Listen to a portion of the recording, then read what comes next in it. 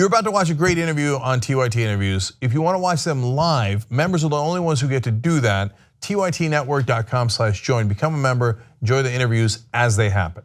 All right, joining us now is Jeff Weaver. He is out with a new book, How Bernie Won, Chief of Staff for Bernie Sanders, campaign manager for the 2016 run. So Jeff, great to have you here. Great to be here, great to be here. Yes.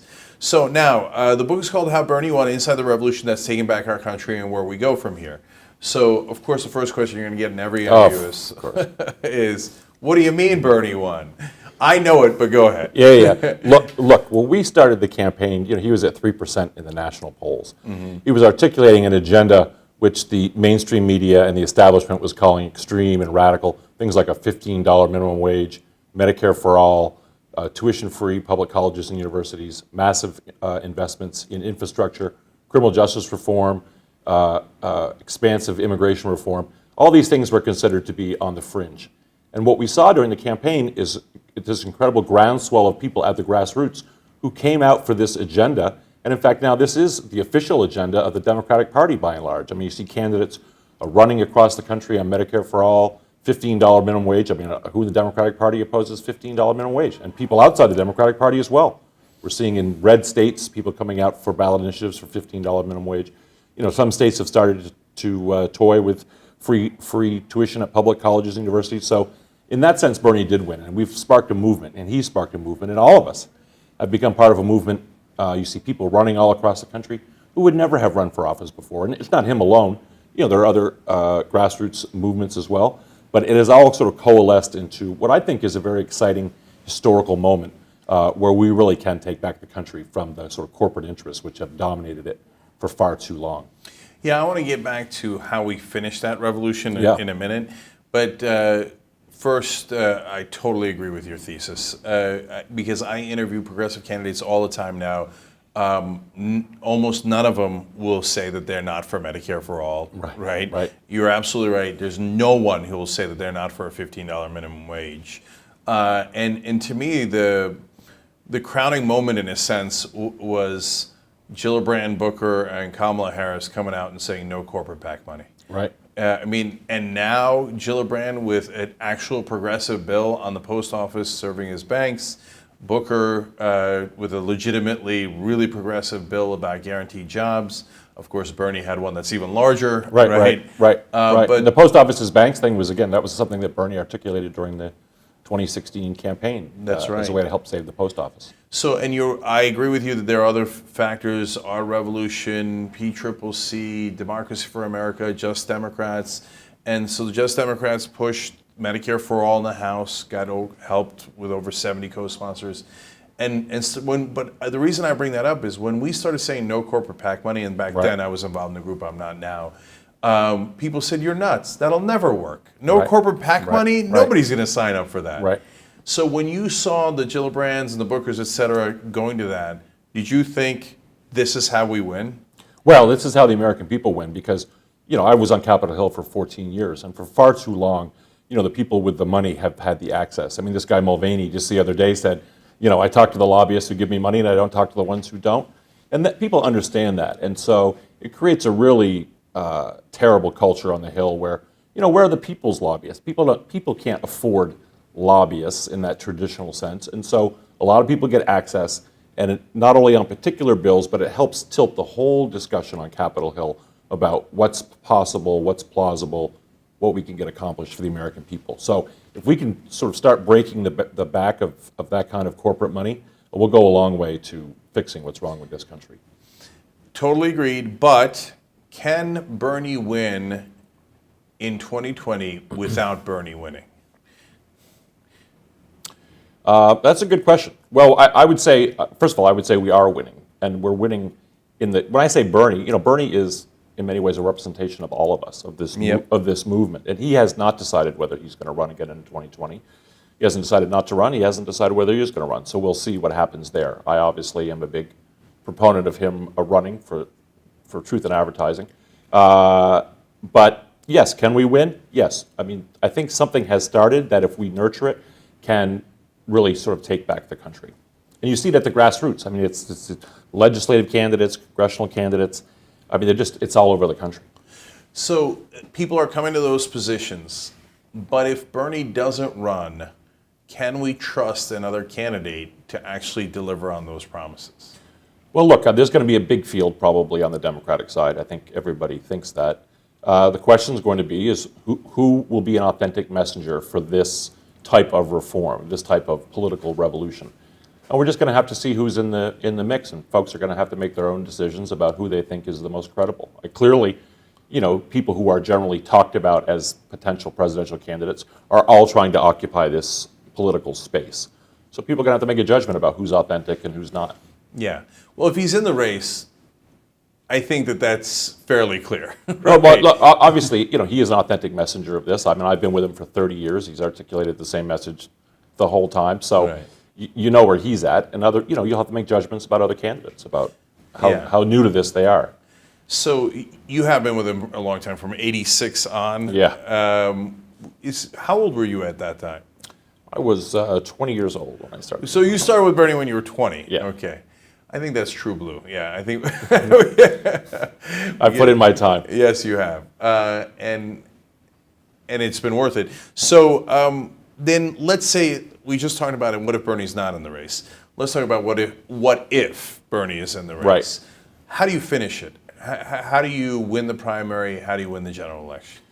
Well, look, last time we started at nothing, and we ended up with 43%, of the delegates, which was an incredible accomplishment given the sort of opposition that we had. So I think what we have to do is, we start there, and then we have to build out. We have to add more people to our coalition. One of the issues that we talk about a lot in the book is that Bernie, at the beginning of the race, did not have a lot of support among certain communities, African American community being one. Over the course of the campaign, that grew exponentially, right?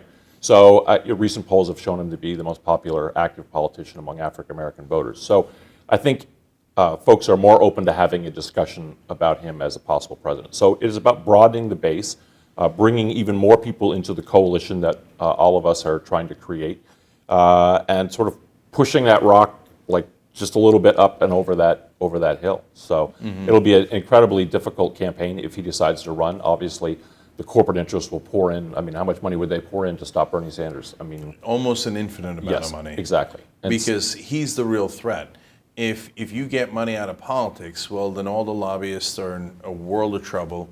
But more importantly, the people they represent are in a world of trouble. What if you actually treated the pharmaceutical industry in a way that's fair to the American people? Right.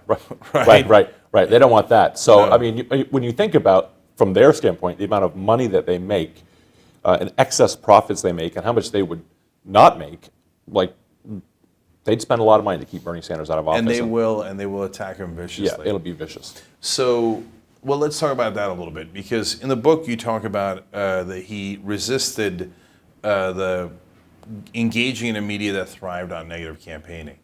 He did. It could be argued that it hurt him a little bit. So it could be argued that it helped him a lot, and people trust him, and et cetera. But he wouldn't say, when Anderson Cooper asked him 17 times over, did Hillary Clinton change any of her positions because of the money that she received? Right. We all know it's the bankruptcy bill, let alone systematically almost everything. But he wouldn't say the bankruptcy bill, even though he knows it's the bankruptcy bill. Right. So did that hurt him? I don't think it did. And I would say it in this way. We had a big challenge in the campaign, which was to introduce Bernie and a set of ideas, which, as we discussed at that time, were considered novel, to the American people. And what we found is as we introduced him and those ideas to the American people, people came to him, right, in large numbers. And so it is very difficult in a campaign like that to go, quote unquote, negative, because people don't know who you are, right? And so it's difficult for them to make the sort of comparisons and process the information. So we made a decision early on, and this was largely due to Bernie and Jane not wanting to go negative at all. They don't like negative politics. To just articulate his message, bring it to the American people, and to not engage in the kind of personal attacks that most of these campaigns do. So we did that. The other side did not do that. They used David Brock and a bunch of outside organizations to go after Bernie in a very negative and personal way. But we resisted that, and we talked about the issues. And on the whole email, you'll remember the seminal moment at the first debate when your damn emails. That's right. What the point that Bernie was making was, look, there are a lot of problems facing the American people, right? the wages are too low, people don't have health care, the environment's being destroyed. And those issues are not getting any discussion. All we're talking about is Hillary Clinton's emails. And whether that's an important issue or not, people can debate that, but it should not consume the entirety of the political discussion in a presidential campaign, right? At the end of the day, people are not going to vote on those emails. So I think that overall he was enormously right about that strategy because it lent to the feeling that people could trust him. Right. And everyone knows he cares about the policies.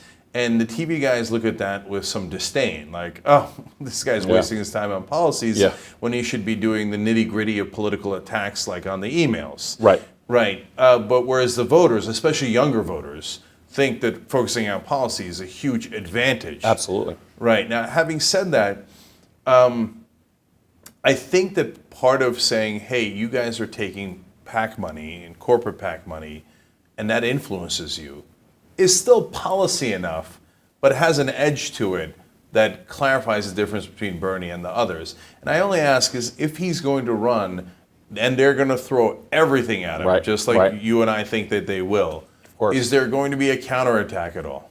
Yeah, well, look, so we did put up a defense, and we did highlight the fact that his campaign was funded by a small grassroots donations, average donation, $27. Everybody knows the number, right? So we were very clear we focused on that. We had a big focus on the Wall Street speeches that Hillary Clinton, the transcripts, she wouldn't release them. We certainly focused on that. That was a lot in his, and that was, it's not so much about the transcripts themselves, but it was, it was about a bigger point, obviously. Yeah, of course. And we later learned why they didn't want the speeches out, because what was in them was not all that flattering. So, we played, I think, a tough policy-focused game in the campaign. There are people who think we should have thrown more elbows. I think we probably got it mostly right in the context. Yeah, got you. So let's talk about Democratic politics as they stand today. So Bernie is kind of part of leadership. Yeah, he definitely is part of leadership. Senate leadership, he's a part of the Senate leadership, Right. Well, I say only kind of because they kind of invented a role for him, but he's there, and he's in the meetings, and that, I think, could make a huge difference. Right, but it's a role they should have had all along. And so when you say it's a role they created for him, that is empirically true, but what is also true is that it is a role that they should always have had, someone who can reach out to people in the country, right? Because they get very isolated up there on the Hill. Well, it's kind of like when Anderson Cooper started doing Keeping Him Honest as a segment. Right. And Jon Stewart joked, shouldn't that be the whole show? Right, So, exactly. So it'd be nice if they were all in touch, but it's good that at least Bernie's in the room. Right. But what's your sense of how that politics is playing out now? I mean, I know that the people who are likely to be in the presidential race are moving left because they sense where the voters are. Right. But the overall party doesn't seem to quite be there yet. Is that a fair assessment? Well, and again, this is a sort of big theme in the book, the sort of 2016 race in a sort of historical context. Since FDR, the modern Democratic Party has been a party of moving toward greater inclusion, greater equality. And then we had this sort of aberrational shift in the early 90s in the presidency of Bill Clinton, where the party sort of went away from its historical trajectory, right, to this new, what they call the New Democrats. And I think, the 2016 race, in many ways, and now what we're seeing in the Democratic Party, is that fight playing out between the people who want to get back to the FDR legacy and to return the Democratic Party to its historical trajectory, and those people who want to cling to this sort of failed New Democratic, Democrats for the leisure class. Remember the DLC, Democratic Leadership? We used to call them Democrats for the leisure class. Like that kind of politics, that sort of pro-corporate politics, which, which Bill Clinton practiced as President of the United States, where he essentially ripped away working class people from the Democratic Party with bad trade agreements, and then in order to try to win them back, triangulated with all kinds of, crime bill against black people, DOMA against gay people, welfare reform against poor people, right? That's the only way that politics works, so that kind of triangulation. But so that's where we are right now, and that's what you're seeing. It's a sort of hangover from the 90s. Can we get the party back to where it is, again, on that sort of FDR trajectory? And so you're seeing that play out, and I think the forces of wanting to get back to where the Democratic Party should be, I think, are winning. Now, there are certainly elements that are resistant to that. I understand that, but we're going to keep that fight up. It's important. You're winning in terms of momentum, but I would argue right now it's still Bill Clinton's party. Well, if you talk about the institutional party, right, the institutions of the party, in many ways that's true. And, there's a professional class that sort of surrounds that party, many of whom were, once worked in the party and now are outside the party, which sort of reinforce that whole system. But, what you really need is if you had a president, because a Democratic president is in fact also the head of the Democratic Party, who can then say, this is the way the party is going to run. So when you elect a Democratic president, you are really also voting for a platform of reform within the Democratic Party. So I think during the Democratic primary, I think it'd be important, obviously, to talk about the issues, the national issues, but also what these candidates are going to do in terms of reforming the Democratic Party.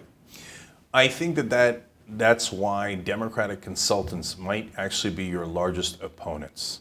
So if Bernie Sanders becomes the head of the Democratic Party and he actually means what he says and he looks to get money out of politics, those consultants are in a world of trouble. That is a bigger threat than Donald Trump to them. Because with Donald Trump, they raise more money, not less money. Right. With Bernie, they might be out of a job. So how do you fight the entrenched consulting class? Right, and we had consultants on our campaign, so I don't want to tar all consultants with this. There are, I would say, like in every profession, there are competent consultants and there are consultants who are not so competent. There are consultants on the right side, consultants on the wrong side. So, and let's be clear, if Bernie Sanders were president of the United States and he was controlling the Democratic Party, we would still have to compete with the Republicans, right? Mm-hmm. I mean, and they're going to have lots of money. Until we overturn Citizens United, like you can't fight, as I say, you can't fight atomic weapons with pitchforks. So you're going to have to, you're going to have to be on TV. You're going to have to do all the stuff that you do now. So, but what you are not going to do is have a party or a set of policies which are beholden to the donor class. That's what you have to do. And there are a lot of people in the consulting community. I think you do good work. There's a lot who are, just sort of milking the system. So it's about getting people in there who can perform, right? I mean, if you look at Divine Mulvey Longabaugh, they did our TV ads. I think everybody would say that they were pretty good. Certainly without them, we would not have gotten where we went. Our pollster, Revolution Messaging, who did our online fundraising. I mean, we just had a number of really good folks working for our campaign, but they were all quote unquote consultants. So right. I mean, I resist sort of tarring them all, but there is a sort of what you're saying is a sort of a professional interest in making sure that the Democratic Party spends money. But I think what you need to do is you need to have a process over there where people have to compete for contracts based on performance, right? Let's get people in there who actually win races. Right, and not obsess about the 15% commission on TV ads. Yeah, right. So Obama talked a good game on getting money out of politics, and I would argue then he did almost nothing when he's in office. So if Bernie were to run and he were to win, would he be laser focused on an amendment to make sure to get money out of politics once and for all? Well, you've got to get a Supreme Court that's willing to overturn Citizens United. That's what you have to do, right? I mean, that's the key. So once you do that, then you can pass legislation that will regulate money in politics. That's the goal. I mean, obviously what Trump is doing is exactly the opposite. He's throwing people on the Supreme Court who will support Citizens United. So we need a president who's going to be committed to doing that, and then we can start passing the kind of legislation we need, including public financing of elections, to make sure that outside interests. So you need quote unquote money in politics. Like candidates need to be able to communicate with voters, right? And that does cost some money, right? Because voters need to know where the candidate stands, and so they can make a decision about the candidate. So that costs money. You need to be on TV a little bit, not as much as people are now, but that does cost money. The question is where that money comes from and what's the impact on the political process of where that money comes from. So we have got to make sure that money comes preferably from the public coffers so that no candidate is beholden to a special interest, right?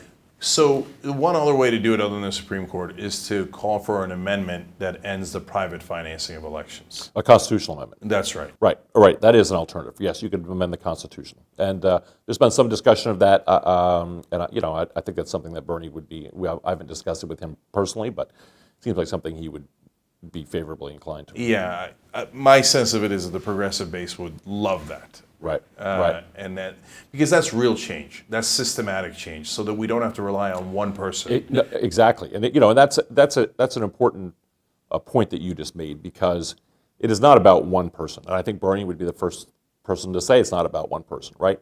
You obviously, when you have a governmental system, you elect one president, but It is really about a mass movement of people, right? That's where the power has to lie. So you mentioned how the Republicans will attack, and they, boy, will they ever. Oh. Yeah. So a lot of people in this town think they'll say, "Oh, Bernie's a socialist. Bernie's this and that, and too old," and hence, I don't think they even realize how strong Bernie's base is. Right. I think that they're generally dismissive, which I find to be hilarious, given that he's clearly the leading candidate, et cetera.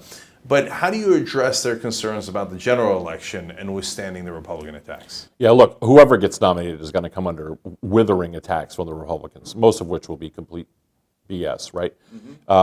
And what you've got to do is you've got to be able to stand in there. But I'll tell you what gets you by that, because I ran his 2006 Senate race where we ran against a self-funding Republican who had tons of money, who attacked Bernie for coddling child molesters and being soft on terrorism, right?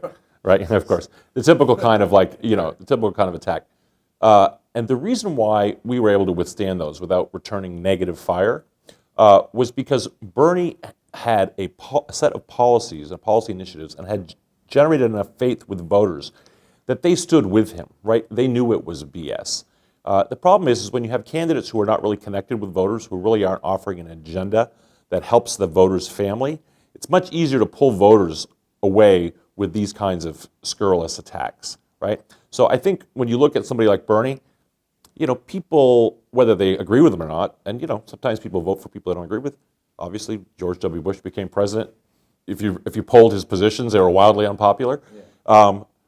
But if you look at somebody like Bernie, people understand that he is an authentic messenger for what he is presenting, and that means a lot to voters. And I think we'll do a lot to make sure that he's not, hit effectively by these negative false attacks. I mean, I can't tell you the number of Republicans I meet walking down the street who say, who recognize me, who say, you know what, I didn't really agree with your guy, but I got to tell you, he's like an honest shooter. He's a straight shooter, Look, I say it all the time, and they don't believe it, but I see it in the comments, I see it anecdotally, I see it in all the numbers. Republicans respected Bernie way more than they respected Hillary Clinton or any of the other Democratic Party officials, and even more so for the independents. And so I would have voted for Bernie is a comment I get all the time, with one exception: Washington, D.C. That's the only place that I don't get that comment. Right. So, but let's talk about those independents. So, the old school Clinton-esque school of thought for the Democratic Party on getting to independence is be Republican light, be for corporate tax cuts, but not as much as the Republicans. Right. What would be Bernie's plan for reaching independence? Well, you see, again, and that's the sort of old school binary thinking about politics, right? That there's just a line, there's Republicans, there's Democrats, and all these people here who are independents are in the middle, right? But that's not true. I mean, what we're seeing increasingly is that young people are independents, like overwhelmingly independents, but they're Democratic leaning. So it is really, people who view politics like that are completely out of touch with the way politics are operating in America today. Independents are not just moderates. And if you parse down the independents, you find that 1/3 of them are Republicans, 1/3 are actually Democratic leaning. The younger ones are overwhelmingly Democratic leaning. And so that is what you do, is you appeal to people based on the needs of their families, right? And that's why Bernie comes across as an authentic messenger. That's why he did better with quote unquote conservative Democrats in the primaries, because people knew he was going to stand up for them, right? That's why he gets 25% of the Republican vote when he runs for office in Vermont, because often they're rural people who have hard lives, and they're like, you know what, this guy, I don't agree with all that, some of the stuff he's saying, but you know what, he's down there fighting for me. Yeah, I think that comes across, and also because since he doesn't take the corporate money, they know that right or wrong, it's his real positions. Absolutely, and that matters a lot to voters. In our increasingly virtual world, people are looking for authenticity in people. Yes. Look, if you want to know how to succeed online in anything, media, politics, it's authenticity. And the great thing about authenticity is that by definition, you can't fake it. Right. And so you had to have already had the same policy positions for the last 40 years. Right. Good luck trying to fake that. Yeah, no, right. No, you may remember there was a point in the campaign when Hillary's people said they were going to try to make her more spontaneous, right? Like, Good luck. Good luck. So let's talk more about the campaign because that's Sure. a lot of what the book's about. So how did Bernie close that lead? I always thought it was near miraculous, and that he closed basically a nearly 60-point lead. Yeah. Now he didn't take it all the way, but at that point, Hillary Clinton had huge name recognition. Yes. I actually think that was her number one advantage with African American voters, not because they had anything against Bernie, they just hadn't heard of him, and they'd heard of her. So you never got full credit for that in the mainstream media. I mean, closing a 60-point lead in a year is insane, unheard of. Yeah. So what was the magic to that? What was the secret to that success? yeah, well, there were a few secrets to that. So first was Bernie himself, right?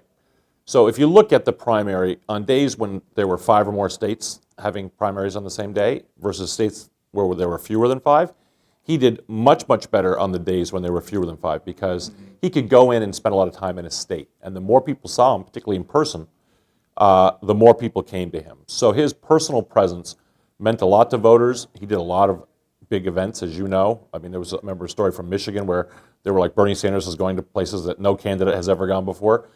So that meant a lot to voters, and that really helped bring people into the campaign. So I would say that's number one. The other thing I would say is that, it takes time for voters to get to know somebody, right? And we were, in the summer of 2015, the media called it the summer of Sanders. He was having all these gigantic rallies. People were like, oh, they'll never vote for him at the end.